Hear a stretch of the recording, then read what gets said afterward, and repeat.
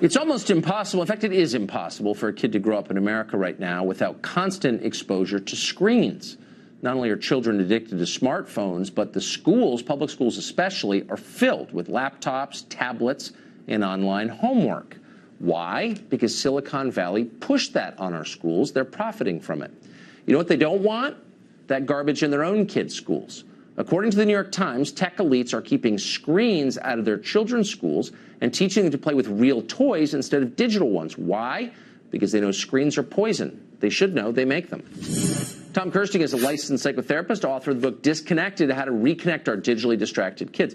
Tom, I know that you remember very well, and maybe some of our viewers will too, it was only 5 or 6 years ago that all the dumb people, the fad adherents, were telling us the most important thing we could do was to put iPads in every school in America and our kids would magically get brilliant. This was a lie pushed by Apple, and they all believed it. What do we now know about that? We now know that that is absolutely false. Something I've been lecturing about for 10 years. I've been going out there, stomping the ground, trying to get parents to really see what's happening, what this stuff is doing to kids' brains, how that is affecting their kids' emotions, why we have so much anxiety and depression, why the suicide rate is through the roof.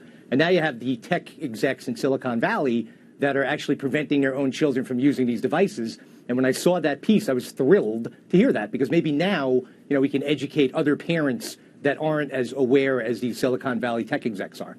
But, I mean, Philip Morris executives never gave Marlboros to their own kids. Right, so I guess this shouldn't surprise us. What surprises me is that none of the people selling this garbage to our children, marketing it to them, pushing it on them through their schools where they have to obey, are ever held accountable for what they've done. Why is that? It's unbelievable. It's got to be.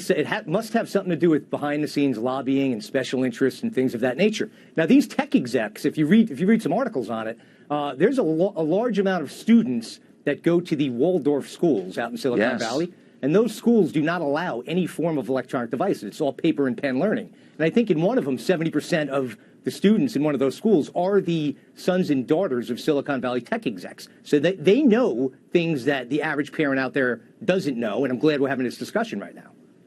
But they sell the products anyway. They sell them and they don't alert the rest of us. And school district after bovine school district continues to believe that technology is the key to education, and they never warn anybody about the threat that they clearly perceive. Right. And I work at a school during the day for 22 years, in addition to being a psychotherapist. And the biggest thing that we're trying to get a handle on is the mental and emotional well-being of our children. So 23 years ago, it was really more about education. You'd have a school counselor that would help kids with their schedules. Now it's part mental health and part education under the public school umbrella.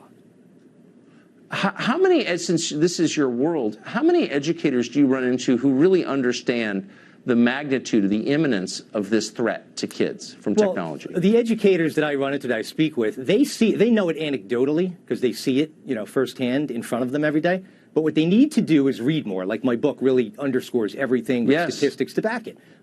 We need to get out. We need to get parents out there hearing experts like myself discuss the ramifications, not just mental health, but also the family system.